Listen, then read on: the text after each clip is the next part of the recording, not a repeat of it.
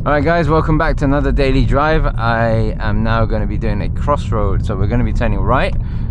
Loads of traffic. Normally it's the other way around, there's like loads of traffic on this side, so I was going to go straight, but I'll do the crossroad as well. So now we've got the bus to worry about, and we've got traffic light facing us, which really helps. So let's see how we do. So the light should change soon. They've stopped, so hopefully after they've gone, then we shall have our chance to go. So at the moment I'm in neutral.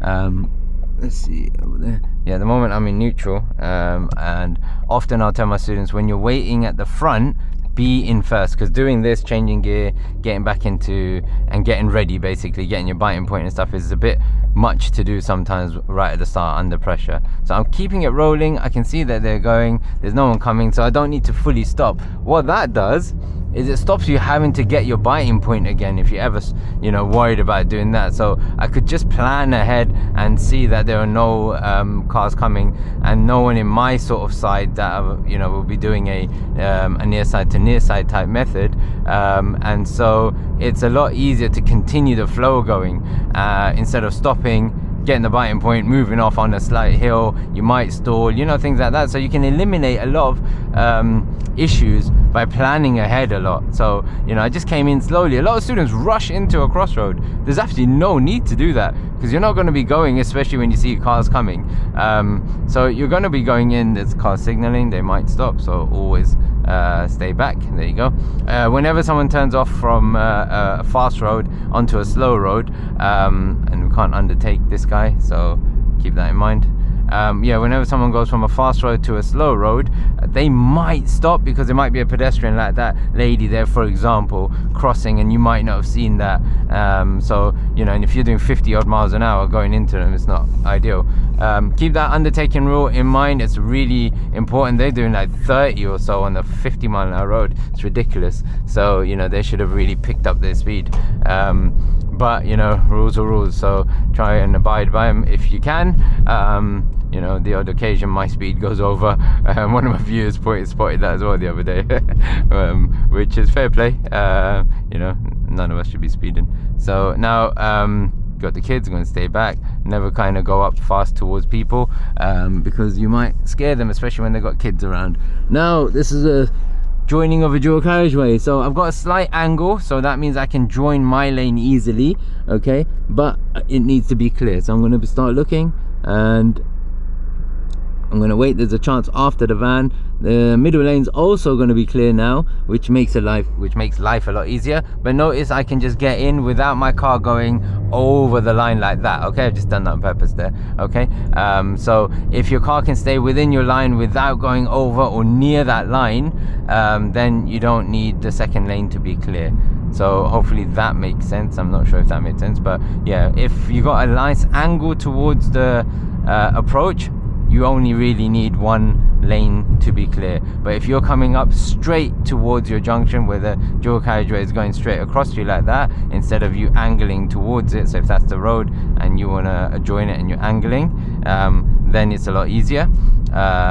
Whereas if you join and you're dead straight, your car turns like that, it takes a wider turn, and then you need two lanes to be clear, okay, because your car's going to go over that line and come back.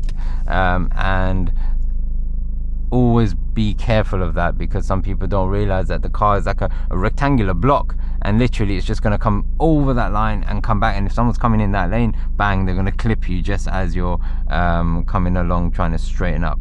Okay, so I know it's a bit weird with all the hand gestures, but hopefully you get the point. But yeah, apart from that, we're going to do a quick lane change now, because we're going to be turning right on the traffic light, so hopefully it will help you. We're going to try and use that middle mirror a bit more, just so it's easier for you guys to see. Let me just adjust that. Maybe that helped or not, but let's see. And we got our little, let's see. Oh, that's a nice car. Was that BYD? Yeah, it's the new BYD. That looks quite nice actually. Wow.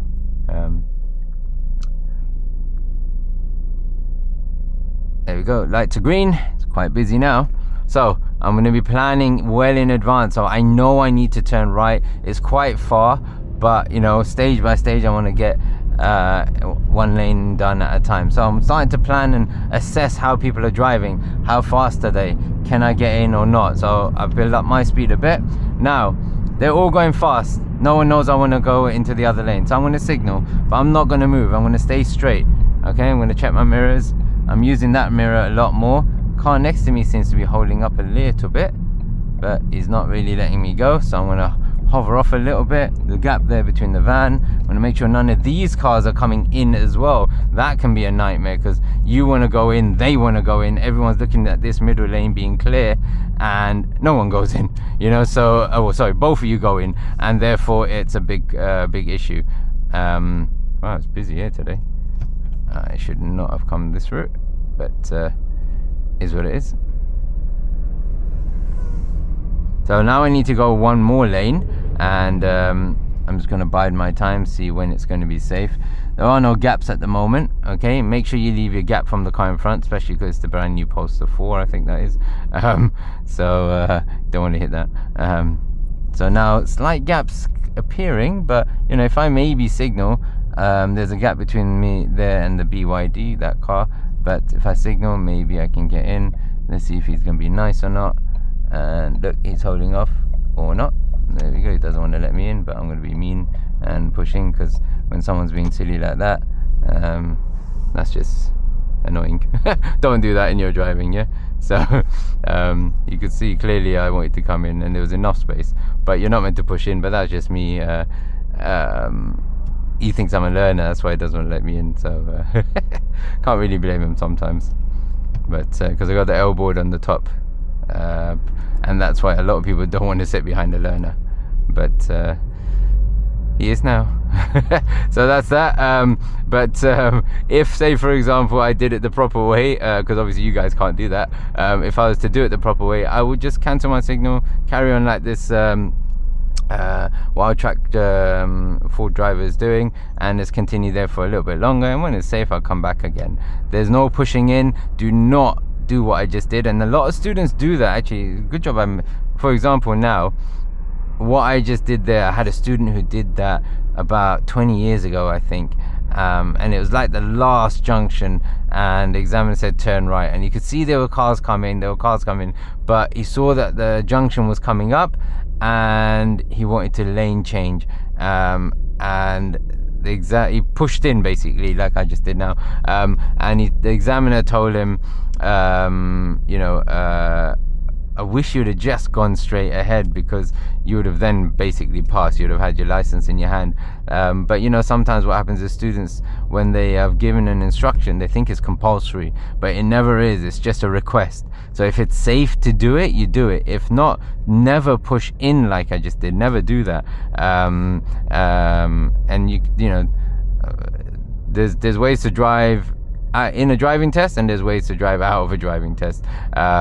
So you know, that was just me using a little bit of my experience, and I wouldn't say ego, but that just annoyed me when they didn't let me in. But that's about it. So yeah, hopefully you guys have learned from that. Don't pick up that bad habit that I just pushed in there, but it is a really important thing that you guys never force your way in to a lane change, okay, or to emerge out of a junction. It's you've got to take your time, be patient, and then when it's safe, come over safely. So yeah, hopefully that's helped you, and I shall see you guys in the next daily drive. Bye.